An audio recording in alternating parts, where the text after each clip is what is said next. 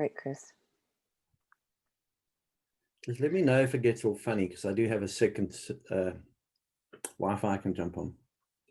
No problem at all. So ladies and gentlemen, my name is Sharon Whiteman, and it's my great pleasure and privilege. You probably get tired. Those of you who are regulars get tired of me saying that every week, but it is true. I do feel privileged to be here with each and every one of you and be a part of this great company and great team that rises us to everything that we can and should be. I partner with Diana Hunter and Gary Knapp every week, and we've been here with all of you for a good 15 years or so, weekly, except for holidays and conferences, etc. And as we always say, we can't be the success and the connection and the education and the inspiration that we are without each and every one of you who support these calls. So our deep thank you to each of you. Now, today we're very privileged to have Chris Simons. I love hearing from Chris. He's got sort of a very grounded, unique, and very, he'll probably give me trouble for saying this, mature perspective. He's got decades of experience, and we're so blessed in Mannatech to have him leading the helm for our region. Chris Simons joined Mannatech in 2008 as Director of Sales in South Africa. His roles and responsibilities quickly increased, most recently as Regional President, AMEAA, Central and South America. Over his career, he has played an integral role in launching many new markets, including South Africa, Malaysia, India, China, Turkey, Indonesia, Thailand, and many countries in Europe. He has overseen the deployment of global systems incorporating events and business education platforms that have resulted in over 1 billion in revenue. Chris fosters a market where leaders have the freedom and the support to thrive, while also building an operation that is set for ongoing sustainable business. Chris is often known as a man of few words, but when he does speak, it's direct, it comes straight from the heart, and it has gems that you should be sitting up and taking notes and listening deeply.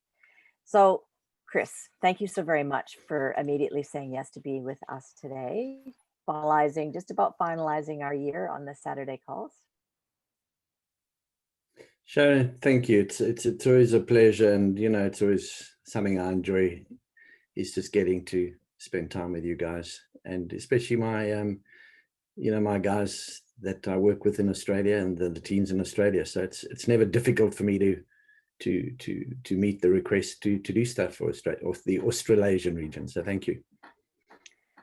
Chris, I'm just scanning the list of people who are here, and there are some new people. So just to for the benefit of people listening live and also down the track, give us a little bit about your career history in our industry and our profession, and also, why you came to Mannatech.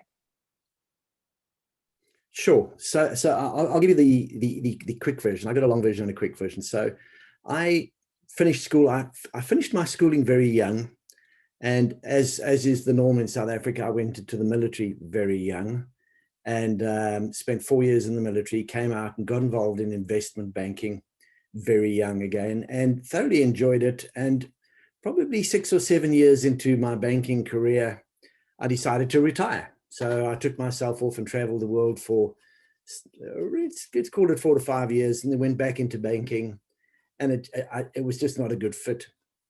And I was searching my soul to figure out what I really wanted to do in life. And I had this passion for wanting to make a difference in people's lives and wanting to make my life count. And I was toying with the idea at the time of joining the Red Cross and going into Africa and committing myself to serving that way. And a very, very close dear friend of mine got involved in this industry. And he, in a nutshell, he convinced me to have a look at the opportunity. And he sent me a whole bunch of tools, and we talk about tools quite often, which ended up sitting in a cardboard box in my 4x4, my utility vehicle, whatever you call it in Australia, and rolled around in that vehicle for probably 3 to 4 months, until one day, and those of you know South Africa understand how rare this is, I actually got caught in a snowstorm, in a blizzard. So I pulled over to the side of the road, bored as all hell, didn't know what to do, looked down the box, saw it, and I thought, okay, let me open it and see what's in it. Because I hadn't even opened to see what was in it. And lo and behold, within the days of cassettes, out came the cassettes, and I started plugging these cassettes in. And I had no idea what they were talking about, but the message to me it just resonated with me. So I sat in the vehicle probably for 4 hours waiting in the snow blizzard, just listening to these cassettes. And instead of going to my destination, I turned back and went back to my home, got on the phone, phoned my mate who actually was in Australia at the time. I said, I don't know what you sent me, but I want to do this. And one thing led to another, and I got involved in the big A and launched South Africa. And so that's really my grounding in how I got into this industry. And as my CV says, I was very integral in launching some very successful markets for my previous company. And those regions have told you. And then I decided to retire and set up a consulting company. And one of the companies I actually consulted for was Manatech. And funny enough, it was the consultancy that what they wanted to ask questions about was what to do with Singapore and Hong Kong and Korea and that whole region. So we put together a plan and a strategy. They took one look at it and said, nah, we don't like it. Thank you. Here's your money. Off you go. I happened to go to a manifest in Dallas. I sat down with a presidential at the time. We got chatting about my wife. My wife has certain health issues. She said, oh, we've got to give you some of these products. We really have to. So I left Dallas with a check in my pocket, very content with the fact that I'd done my best for the company, and a box full of products. But that same event, I was privileged enough to listen to Dr. Nugent up on stage. It was also the first, it was the time Ben Carson came to that event too. So I sat there thinking, wow, this is a special company. Their story is special. And obviously there were challenges which I knew that would have to overcome for this company to expand globally. So I went home with this box of goodies and gave them to my wife, and she was busy in different parts of her health regime at the time, trying new stuff. So it ended up sitting in a cupboard in my house in Cape Town, just sitting in the cupboard. Moved forward a couple of years. Al and I had been working together in previous companies. He got offered a job with Manatech. He knew that I had consulted with him. We talked about it. I told him he should do it. I said he'd be great for the fit. Anyway, so he made the decision to join. I relocated from South Africa to the US, very involved in I ran a publishing company as well. And it was at that stage, well, and my wife, we decided to have another child because my wife was in that stage where the doctor said, if you're thinking about having another child, now's a good time to have one. So lo and behold, along came Alex. Still trying to figure out how that happened, but anyway, along came Alex. And we decided that we would like Alex to be born in America. And I had the opportunity to be running my business in Florida. So moved across, had Alex, and then my wife's health took another turn for the worst. It really, really got progressively bad. Al was at Manatech at the time. We got chatting about it. My wife never took the Manatech products. We forgot them at home. She forgot about them in the cupboard. She had not taken them. So we were living in Florida. My wife was getting progressively weaker and weaker and weaker. And my father-in-law he was staying in my house in South Africa. He walked out the front door of his house. He passed out. They rushed him off to hospital. He had issues. And he decided that they wanted to put pacemakers and all kinds of stuff. And he went, nah, I'm an engineer. I'm going to fix myself. And this is where the strangeness of everything fits in, is that he went online and started doing some research. Manatech wasn't in South Africa at the time. So let's just get this clear. Manatech was not in South Africa. And he somehow came up with Manatech, and he came up with Ambertoes, and he came up with a product line. And my father-in-law, bless his soul, is a typical South African male chauvinist who believes I'm going to shower, bring me a towel, kind of, the old school type kind of dude. And this particular day, he actually decided to get off his bum and actually go and get himself a towel out of the cupboard in the passage. And as he grabbed the pile of towels, guess what happened? The towels fell over, and sitting in the back in the dark was the box of Manatech products that were given to me probably 4 years before, 3 or 4 years before. So he was like, I've just looked that up. I've just studied it. I've done my homework, and it's sitting in this cupboard. How does that happen? He got my mother-in-law to give me a call. She said, can you take it? I went, sure, of course. I didn't like him too much, so I said, I'll take it. I don't care. So he started taking the products. My wife started, as I said, my wife's health deteriorated. 6 months later, he went back to the doctor. The doctor said, okay, we're going to take the pacemaker out. He said, I never took the pacemaker out, all that kind of stuff.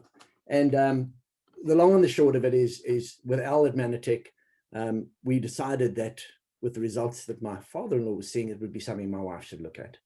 So she started taking products, and she took products faithfully for 11 months before we even saw any kind of improved. And it was in that time that Al and I got talking, and he asked me would I do some consulting in South Africa. So I said sure, and I went across, helped with the launch in South Africa, and then that led to me becoming the general manager eventually in South Africa, and my responsibility just grew and grew and grew and grew, and until at one stage I literally was running every market except for China, Korea, Japan, and and that's it really, and Taiwan. The rest were all mine, and it just grew and grew and grew. Unfortunately, I've got a big capacity to accept more and more and more, and yes, so my passion is definitely twofold as to why I'm in this company and why I'm Manatech. One is obviously I totally believe in these products. I have firsthand experience as to why everybody should be taking our products. I'm blessed to travel around the world and talk to people all over the world. I know the power of our products. And then the other side of it is it fits my passion being making a difference in the children's lives. You'll see I'm wearing my M5M orange, because to me that's another thing that drives me, is the fact that I do sit on the board of the M5M Foundation. It wasn't even a question. It was something I just said when it was formed. I goes, I am on that board. You put me on that board, and I didn't even ask. I just made it very clear that I had to be part of that, and I've served on the board of directors of the M5M from day one till to date. So, as I said, I'm blessed. I get to travel the world, see the difference we make with our products. I see the difference this opportunity makes in people's lives. I see how it grows people beyond belief. It's more than just the business. And I tell everybody, this business is so not obvious. We all think it's obvious, but just when you think you get to understand it, something happens and you just go, wow, I didn't get that. And it's probably because we deal with so many different personalities and cultures and attitudes and egos all over the world, that it becomes a very fluid, interesting opportunity that I've been given with, that I have the ability to share with this all over this world. And as I say, I'm truly blessed to be part of Manatech and part of this company and part of its products and part of its message. So I'm very, very grateful. And your wife now, Chris, you know what, my wife Carla she's had her issues for 20, we were talking about it the other day, for 30 plus years now. Okay, her quality of life is very different to what it used to be like. Unfortunately, there is no silver bullet for what my wife has. However, she has been able to switch out horrible chemicals for the most part, and takes Manatech products religiously, for the want of a better word. She's probably, apart from Dr. Nugent, she is the smartest person when it comes to our products, and what they do and why we should be taking them. But at the same time, she's also spent 20 years studying natural health. So she understands why this happens and that happens, why you need to take that to make that work, and the effects of, simple the simple analogy is when you go to a doctor and you've got and he says you're low in iron, and they want to give you iron tablets. I mean, that is a travesty of the situation we find ourselves in, because there's a reason why your body's not absorbing iron.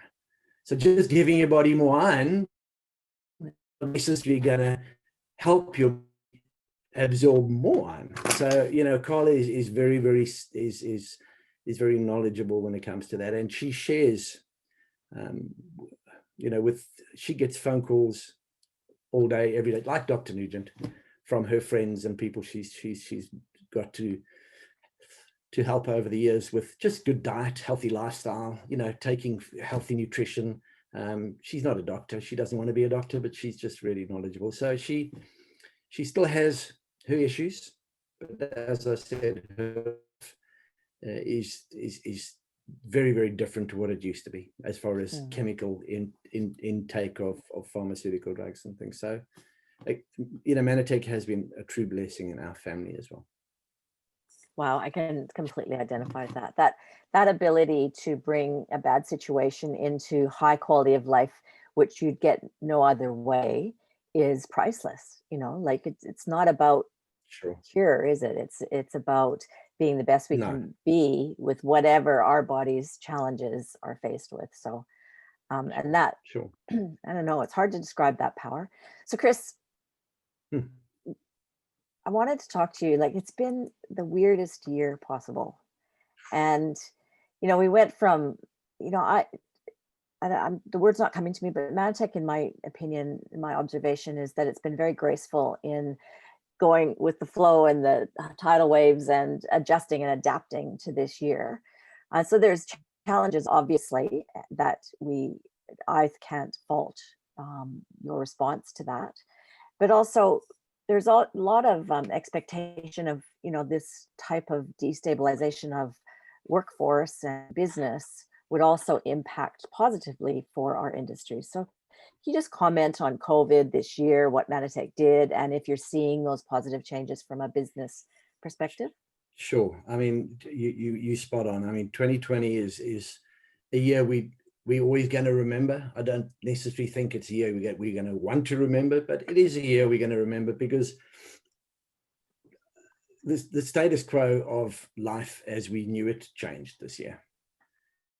It really did. I mean, yes, we'll get back to normal. You know, yes, they'll come up with solutions, and we'll battle on. But to me, the most important thing that's going to come out from our industry standpoint is that a lot of people realized that traditional business and traditional work and traditional jobs is risky.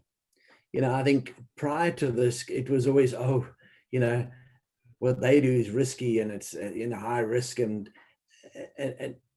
2020 has broadened a lot more people's horizons into two facets of what we do. One is, it's never going to be difficult talking about your health and immunity and eating healthy and living healthy and healthy lifestyles.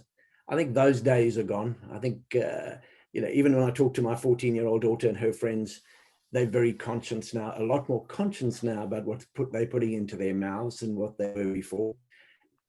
So from that perspective, it is changed in that we don't have to make excuses anymore about our product range and what it is that we're offering. Secondly, a lot more people are looking at second opportunities, making sure they have something else. A lot of, and I know here in the USA, there's been a lot of retrenchments. I know in South Africa, there's been a lot of retrenchments. I know Australia has not had as tough a time of it as some of the other countries, because your government decided to act very, very fast, you know, and I applaud them for the way they went in and tried to shut everything down as quickly as they could, as opposed to places like here in the USA where the government doesn't really rule. So just because one side of the government wanted to do something, the other side said no, and now the other side's blaming this one and they're blaming that one. So when there's this confusion and disunity, it's not as easy. But in Australia, it was very, very clear. Your government decided, boom, and that was that. So there's a lot more. If I look at, if you're going to have a look at the other companies that operate in our space, they're all growing. They've all had very, very good business quarters, based, especially the public ones, which we can see, but mainly based on healthcare, nutrition, supplementation. Those companies are doing extremely well, as opposed to, you know, the other traditional makeup companies and that. And yet, as an industry, I think if we look across the board, our industry has definitely benefited from the fact that people have been staying at home. People have been teaching themselves new skills. People have realized that you can communicate via Zoom, Skype. I can name a whole bunch of them. But the world has definitely become a lot smaller and a lot more compact and a lot more accessible to those people that are willing to go out there and learn new skills. So 2020 has taught us a lot about ourselves. It's also taught us that, you know, we are a lot more resilient in singular nature than we thought we were. You know, we do have an ability to move on our own without having to seek camaraderie and support all the time, which is pretty interesting. But we've also learned a lot of skills. A lot of us old dogs have learned some new skills, you know, which has been pretty interesting. So 2021 is going to be an interesting year, because it's going to be a year where we're going to try and hang on to some of the newer skills that we've learned, but we've got the longing for the way it used to be.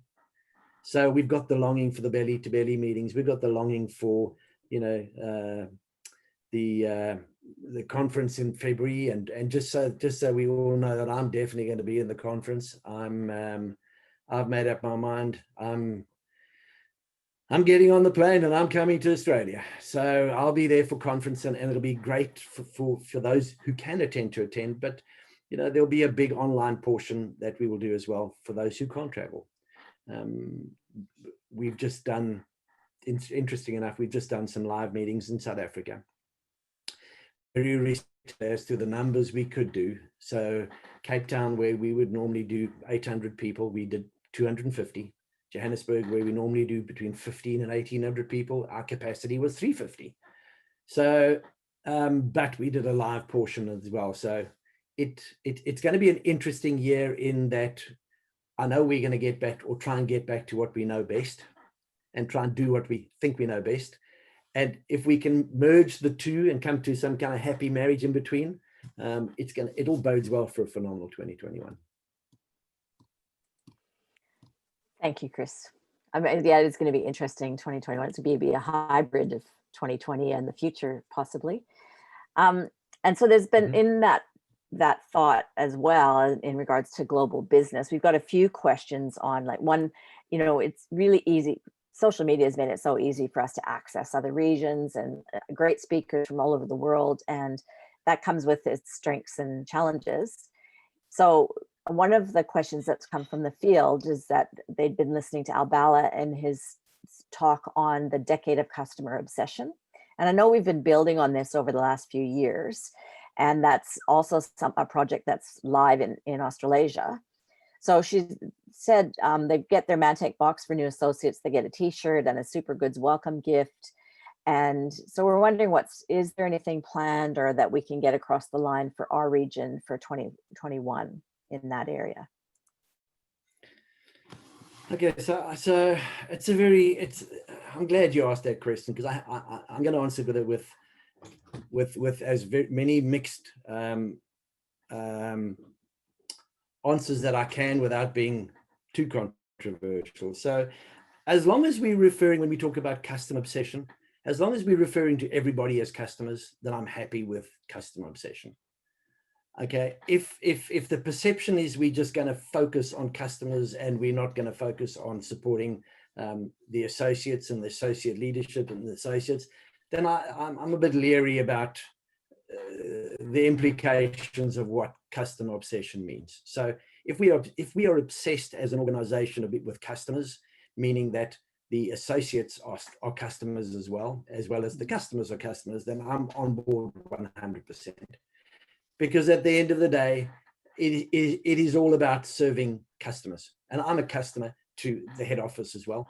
I'm a customer to marketing and a customer. So it's as long as we're obsessed with serving each other, then I'm happy to support that.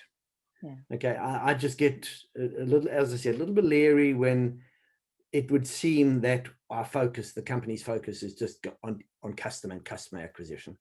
Because the reality of it is yes, we do need customers. I think I say this, and I've said it all the time, our business needs to be balanced. Okay, if all we have is customers, real customers, then in essence, we're just a retail opportunity, and we're going to burn ourselves out. Okay, it has to be a healthy balance of associates and customers. So, and that's, I just wanted to get that out there. So, in customer obsession with social media and looking at what happens, we also need to realize that each region and each market comes with different challenges and different playing fields and different abilities of what we can and can't do. Unfortunately, social media will show you all these new products that have been launched in America that we just don't seem to get in Australia. If you go to if you understand Korean, you'll have a look at the Korean website and you'll see their toothpaste and you'll see their toilet paper. And I don't know if they got toilet paper. I don't read Korean, but it sounds good. You'll see their toilet paper and you'll see all the other products that we go, oh my gosh, if only I had toilet paper. I could build this business out of toilet paper. Now, I'm sure we could. I've seen company branded toilet paper, not Manatech, but other companies with. I think, well, I don't think the board of directors will be too happy with Manatech branded toilet paper, quite frankly. But you never know. So we just need to remember that we often get sucked into this whole thing. And I think you and I were talking about it earlier, about all of these things that are happening on social media in the USA and how it's not clarified as to, okay, this is a North American centric promotion, and this is a North American centric this and that and this and that. And I try and correct them all the time and try and make it very, very clear that they need to be very, very clear when they say buy one, get 15 free, that has to be a Korean, no, not Korean, no, I'm joking. But you know what I'm saying. It has to be, because it does tend to create confusion, not only in the Australasian region, but I have the same problem with people are sitting at home and they're watching. So the South Africans are going, oh, good, we're getting free shipping. And you guys, I know you're going to ask me about free shipping, and Europe go, oh, we want free shipping too. At the end of the day, let's talk about free shipping. There's no such thing as free shipping, guys. Okay, trust me when I say, if the USA are doing free shipping, they built it in somewhere. Okay, I'm going to tell you that straight up. There's no such thing. If you think Amazon do free shipping, no. You might not pay for it. The person selling the goods is paying for it. So we've got to realize that we do the best we can in each of the regions with the resources we've got and the abilities we've got. But at the end of the day, we're running a business. Okay, it's part of my responsibility not only to look after you guys and your businesses and do everything and get my teams to do everything that we can to support you guys growing, but I have to make sure that the company is stable too. And often I get shouted, oh, you're such a tighty, you don't want to do this and that. And you know what? Yep, I am at times that way inclined, but it's because I need to make sure that we have balance. I think Chris is all about balance. I go up and down, but at the end of the day, I still balance in the middle, because I've got to make sure that it's a win-win. Everything I do, I try and live on the fact that I try and make sure decisions I make are win-win. Okay, that it's a win for the field and a win for the company, because if it's not, if it teeters too much the one way, if if my left hand or my right hand loses, we lose. So when it comes to things like free shipping, if I could do free shipping in Australia, I would consider it. Then you need to realize that it won't be free shipping, because I would have to balance that margin somewhere else. I'd have to build it in somewhere else. So but in saying that, I know that in the Australasian region, we've had a torrid time with our shipping and our 3PL and COVID, and all kinds of issues have come up.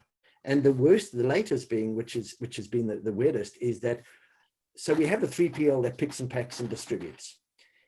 They used to use a lot of Aussie Post or Aussie Mail, whichever one of the two, okay? But because of the way the world has changed, and because of the buying power and the way people are actually shopping, okay, all of those used to be courier service or mail delivery service, all of a sudden are overwhelmed, okay? So companies that are seeing Christmas volumes in April and May and June, and they're trying as fast as they can to catch up and keep up and keep up and keep up. So certain regions were taken away from Aussie Post and all that kind of stuff, because the capacity was not there. So they decided we're going to outsource it, okay? And the reality of it is that some of these third parties that were outsourced decided to try and hijack the company as well. So we've actually had our 3PL partners sending out their own staff to people's houses, okay, to go and collect boxes and boxes and boxes of products that they just decided to throw in their garage because they weren't being paid enough. So it's been that challenge with and by the way, again, that's not just a Australian thing. That's been a challenge. The last mile delivery has been tough. The pick and pack in some countries has been absolutely torrid, especially with COVID and staff rotation. It's been challenging. The fact that we've actually managed to maintain the Australian business, okay, and actually are showing movement in the right direction is testament, as I think I've said it before, to the leadership of you guys. Because at the end of the day, my goal is to make sure that I provide the support for you guys to move forward. My goal is to make sure that I make sure that the commissions you should earn, you get. My goal is to try and make sure that we manage logistics in global logistics supply chain to try and get the products into the country as regularly as we can and as consistently as we can. And we're in back order, guys. We're in back order in every single market with at least 3 or 4 products. So we know that as well. And it's because of raw materials. It's because of supply chain, even down to we've had to go away from the silver containers, okay, for ambulances, because we can't get those silver containers anymore. We've gone back to white containers in various markets because it's just that crazy time where everything's coming back.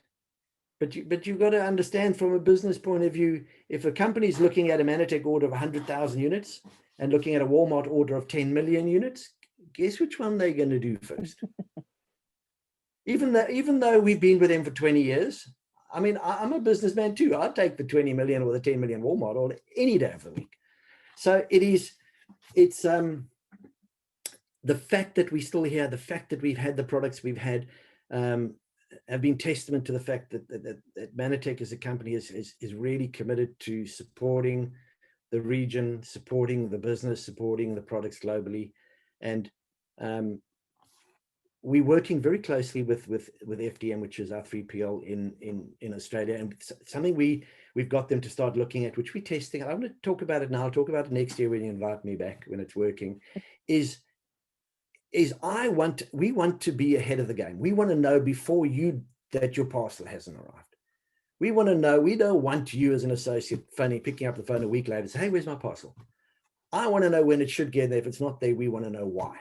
So we can do these kind of things. We're working, as I said, COVID has allowed us to have a far better working relationship with some of our partners than we've ever had before, because they had to bear themselves to us with their issues and their supply chain woes and their HR issues. And you know what, we've, as I said, 2021 is looking to be a very interesting but a very good year for us as an organization and as an industry as well. Fantastic, Kristen. Long answer for your question. I know you really listen. So just to pass on, to take away for thought for you, some of the comments, I'm just scanning them, is if we could keep it under $10, like $9.95, is people doing Christmas shopping, they're getting that kind of standard. And also $12.50 feels a lot for, say, one GI Pro balance or one youth. So something to, not that we expect an answer today, but to take away is part of your consideration. Let me talk about, I mean, I think it's often better just to, one thing, Sharon, I think you said is that you're going to get a straight answer from me.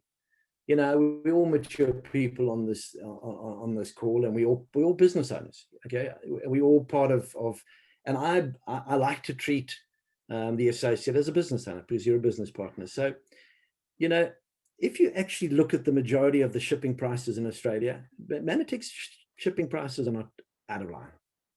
Okay, if I go and look at some of the other markets, and you look at $9.99 in the USA, as opposed to just about everyone else in the US is getting free shipping for orders under $100. There are inconsistencies. I don't make money on shipping. Okay, Manatec loses money on shipping. Manatec subsidizes a lot of the shipping simply because we do not have the buying power or the pull to go in there and negotiate these ridiculous rates that we want. Okay, now, as I said, this is a business, it's straightforward up. If I want to work on shipping, I've got to make that margin up somewhere else. And so what I do, price increase, lower commissions. I mean, I'm just trying to think where my lower quality of product, and we don't want to do any of those. Okay, so we try and balance as best we can to, I mean, when last did we do a price increase in Australia, for example? That's the other part of the chat, not for 18 years for most products. Okay, so we've got to right that ship sometime. Unfortunately, Manatec has got a history of putting it off and putting it off and putting it off and putting it off until it's so obnoxiously huge that they put it off again. So from a company standpoint, I think we will definitely see an annual increase, but it'll be market related. There'll be a couple of percentages, a couple of points on this to try and cover, the fact that everything, all the prices have gone up. Our shipping right now has doubled. Okay, our inbound shipping, seriously, one of my other markets went from, I saw a bill last month of close to 300,000. Okay, in shipping. The highest it's ever been before that was 180. So, not only has air freight gone up, but also sea freight, because all of a sudden people realize that sea freight was cheaper, and they're sending air freight and sea ships. So it has had an impact on our cost of goods and cost of business. And then obviously as raw materials get scarcer and scarcer and scarcer, it has impacted on pricing. And we are seeing prices increasing. Even locally manufactured products in Australia that are made by Lipper, they're coming back with a 30% price increase to us. Just so we know that. So not that I'm going to pass on a 30% price increase to you guys, but we just need to be aware that these things are real. They're not, but we do not. I never make money on shipping. Just let's get clear on that. We always lose or break even on shipping. And Australia and the Australasian region is not much different. Now, one of the things next year I plan on doing is spending a little bit more time in Australia.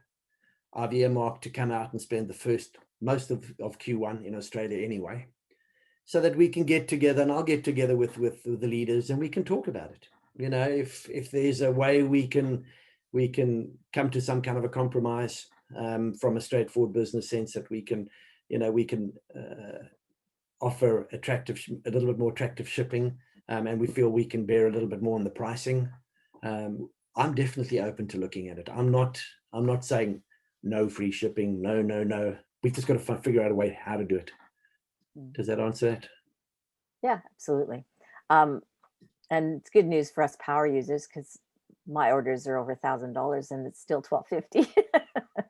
You see, and that's that's where the bigger orders help out. The challenge, however, is sometimes it has a negative impact too. because people are going to put 2 or 3 orders together as one order. Okay, so instead of you having 2 or 3 customers, which then help with your power seller bonus or your team 2 or your team 4 bonuses, you start sweating the small stuff on saving on the shipping. And it's actually amazing to me is that we're switching to commissions, and the commission plan. Our commission plan is really, really good if you are making sure you're earning everywhere you can. It's when people focus on the wrong part of the compensation plan and they think that is what they need to be worried about, that they leave money on the table. Okay.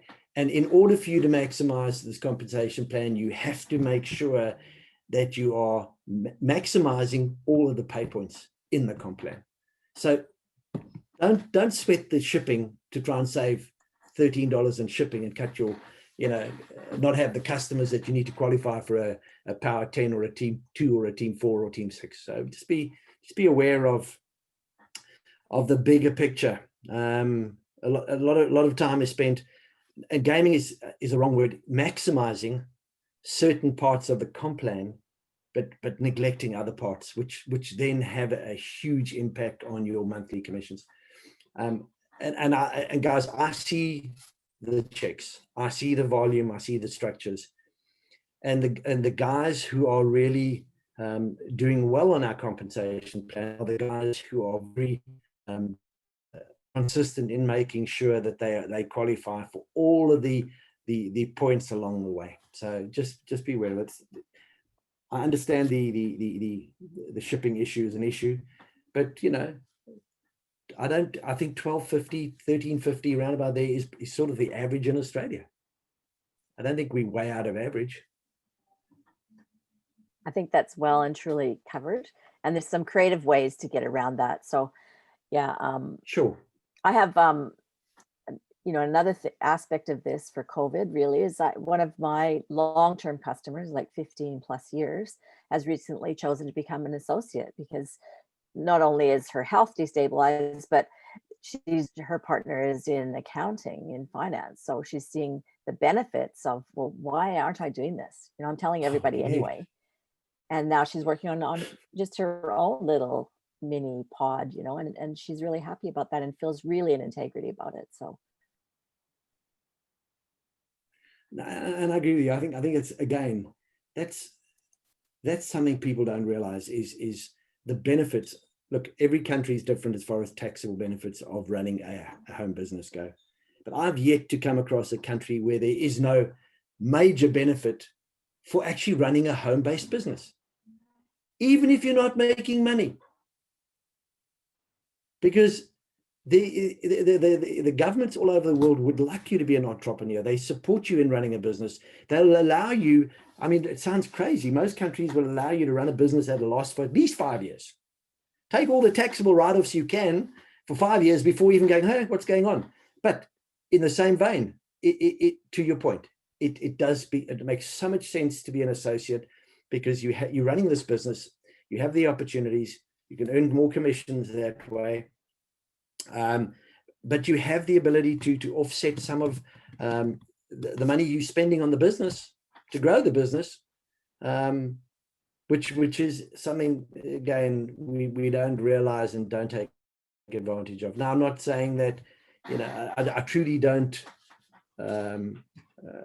want people to think, oh, this is a huge tax scam, because no, that's not what I'm saying. What I'm saying is, you have the ability to offset quite a few expenses on building this business. And just because you're not making money doesn't mean you're not making money, because at the end of the day, when you look at your tax and what you can get back from tax, often there's a positive, there's something in the black, not in the red, when you do it that way.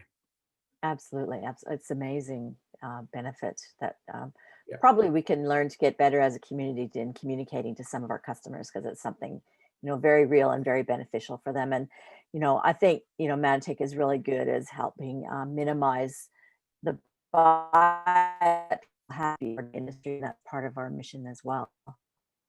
There's been questions about the GI Pro, the new gut product from the US. Now, I know RTGA is very tight. Ah, dear.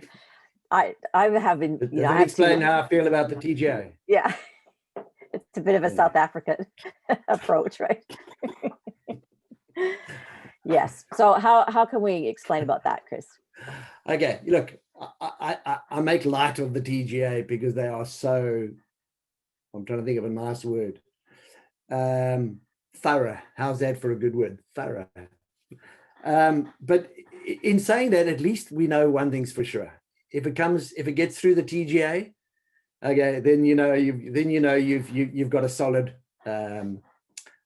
product that's gone through the ringer, and it's really gone through the ringer in Australia. They just some of the things they do I don't understand. Some of the products that they won't allow me to put into our products come from Australia. You know, it's like, really?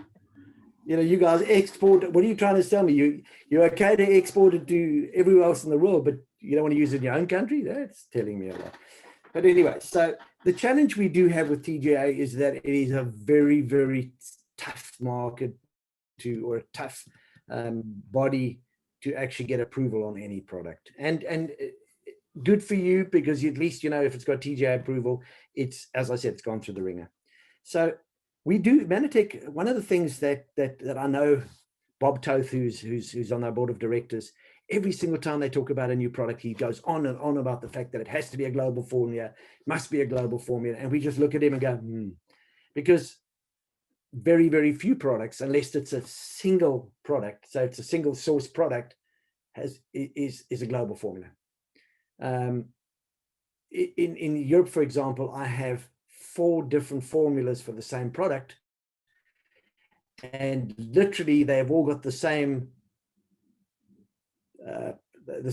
parts of the product in the product, except that in this market I can have 0.40 grams, in that market I can have 0.10. You know what I'm saying? So the daily, it really does get anal. So the American version, the gut biome, the whole biome, we sent it across when they were launching it, we sent it across the TGA, and they came back and they went, no, you can't do this, can't do this, can't do this. So where we are right now is we're actually looking at, okay, so if we can't do, so instead of just sitting back and going, okay, well, we can't. That's not the attitude we're taking. The attitude we've taken is, okay, if we can't do this, tell us what we can do to get here. So right now, that is where we were going back and forth between our regulatory and obviously an organization we're using in Australia and the TGA to come up with a solution. And I'm also not interested in giving you guys a product that has the efficacy is useless, because then what is the point of that? Okay, so what I can tell you is we're going back and forth right now. It's not 100% being rejected. Okay, we are working on solutions to see what we can do. And the good thing with Dr. Nugent being so on board and so actively involved, okay, the last thing Dr. Nugent is going to do is going to approve anything that doesn't have efficacy that he's not happy with. Okay, so that's where we are with that. I mean, I would love, the only place worse than Australia when it comes to TGA, believe it or not, is South Africa. Because I have not been able to register a new product in South Africa for nearly 7 years. And they're not complaining, or they're complaining like us? Oh, please believe me, you come on. As a South African, I'm quite kind. You know, I'm very soft-spoken, and I'm, you know what I'm saying? No, of course they complain, but there's nothing I can do about it. The South African, the corruption in that whole body of that government body, or the body before it became a government body, was just absurd. So they went and cleaned house, replaced that body that they've now fired 3 times because they just haven't been able to get their act together. So it has been a tough challenge in South Africa. But you know something, as I said, the only product that I've been able to, new product to be able to give them is Manipol, because we never had Manipol in South Africa. So, but Manipol in South Africa is food.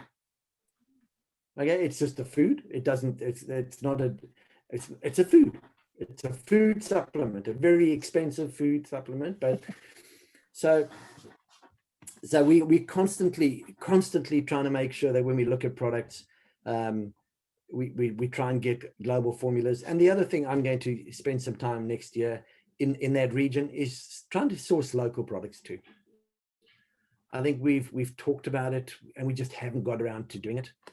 Fortunately, with my global responsibility, I've been able to go into Mexico and do it pretty successfully in Mexico.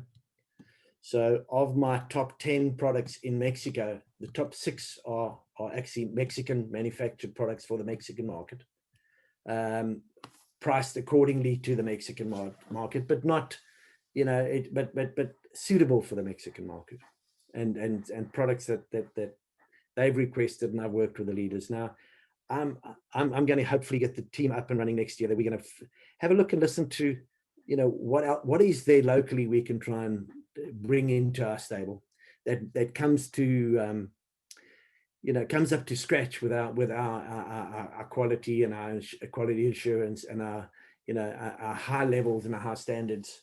I'm definitely open to that. The board have definitely told me to go and have a look at it. Next year, from me, that's going to be one of my goals, is to have a look at local sourcing of local products to complement what it is that we do at AMEAA.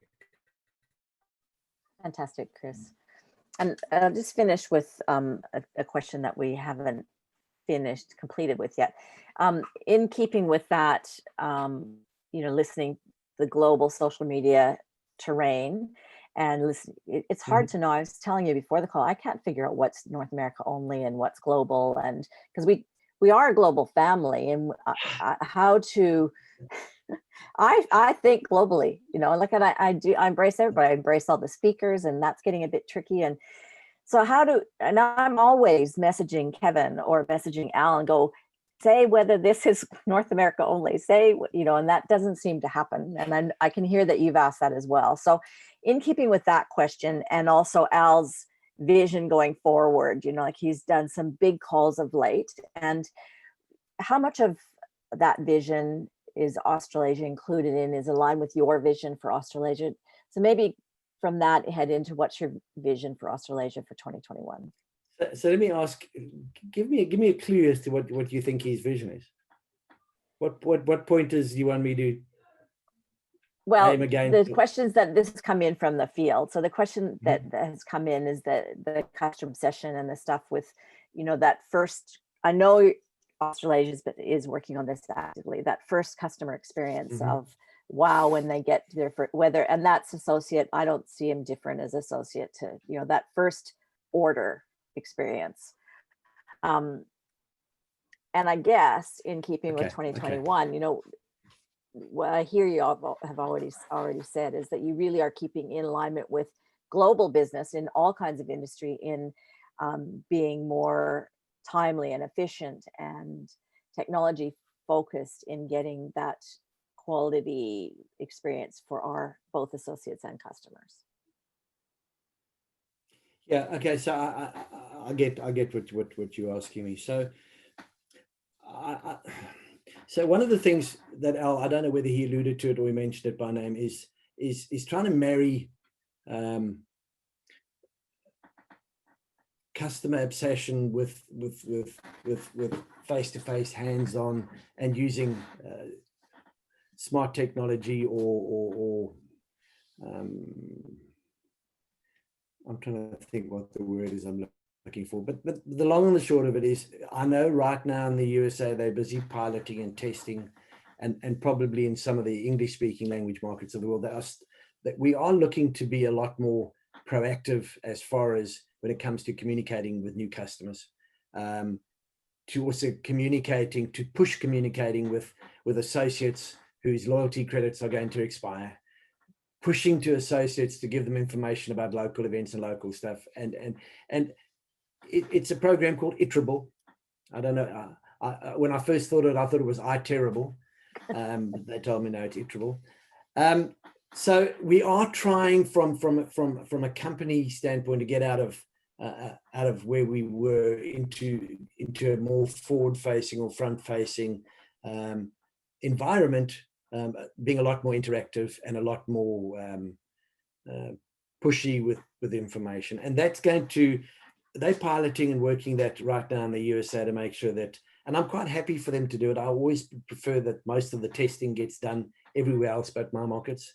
I think I've been very vocal about, hey, if they want to try it in America, let them try it. If it works, we'll do it. If it doesn't, oh, bad idea. But I don't, not that I think it's a bad idea, but so from that perspective, I know that is a huge part of what Al's talking about, is the fact that is the relationship between Manatech, the field, Manatech, the associates, and Manatech, the customer, needs to get a lot more automated and a lot more commonplace. So we watch that and adopt the best of what they're rolling out. As to, yeah, as I try and I bring them all the time, please, you guys need to be very clear about what's North America and what's not. The big challenge comes in, to your point, Sharon, is that we are a global business.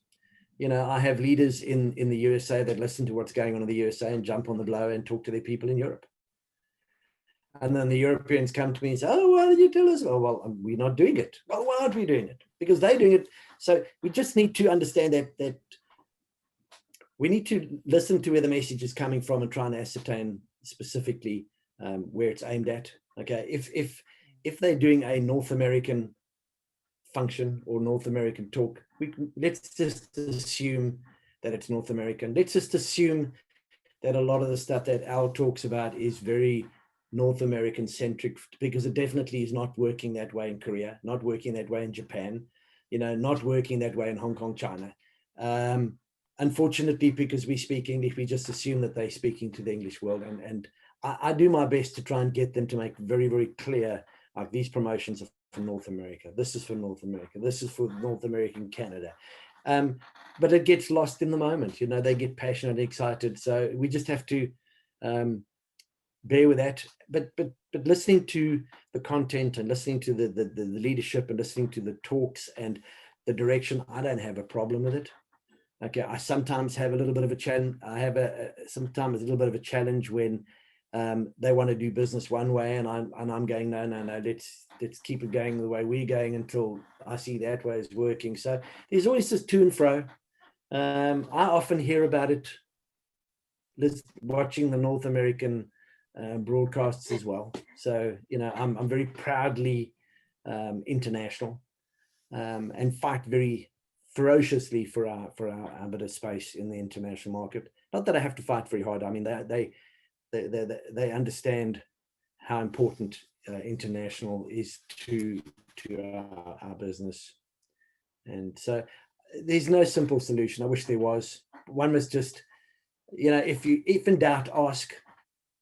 The office in Australia will tell you straight up. If you phone me, I'll go, you know, straight up, I don't know what you're talking about. So, and Dr. Nugent does love you. I saw that note.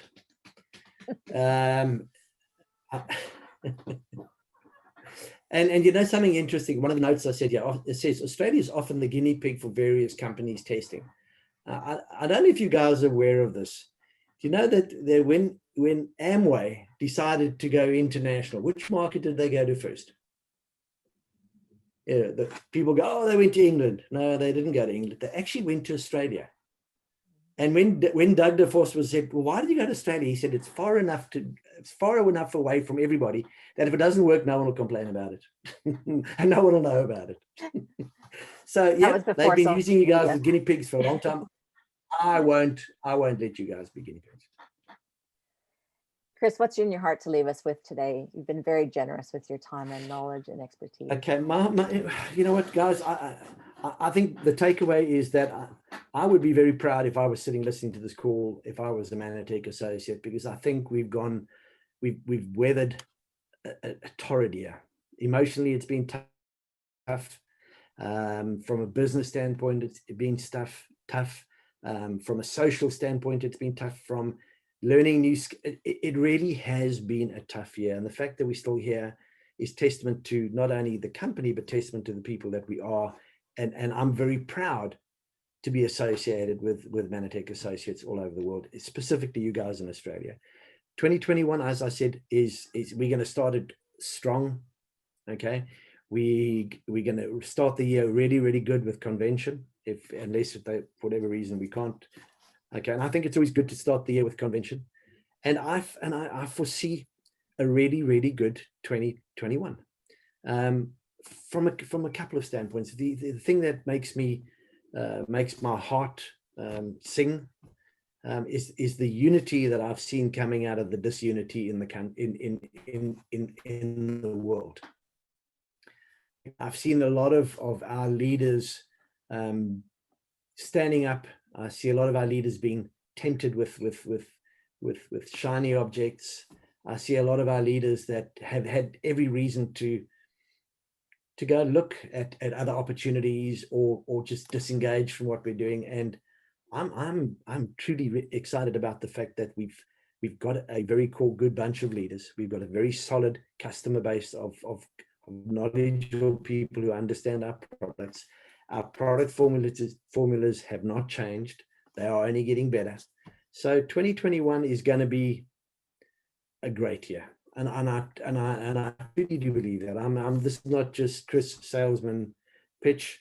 If it wasn't going to be good, I tell you, I think it's going to suck. But I truly believe that we have all of the tools to make 2021 a absolutely phenomenal year for Manitech Australasia and for Manitech as a company.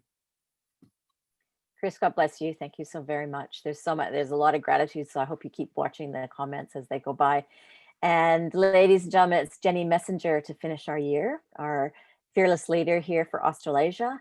And we might have a little bit longer pause this year till we start in 2021, but stay tuned. I haven't finalized our next speaker, but I will let you know. And please remember that right now, Facebook is being a bit dodgy with my promotions. So remember to get on the email list if you want to stay in tune with what we're doing on the Saturday training. So Chris, have a fabulous weekend. Thank you very much from the bottom of all of our hearts.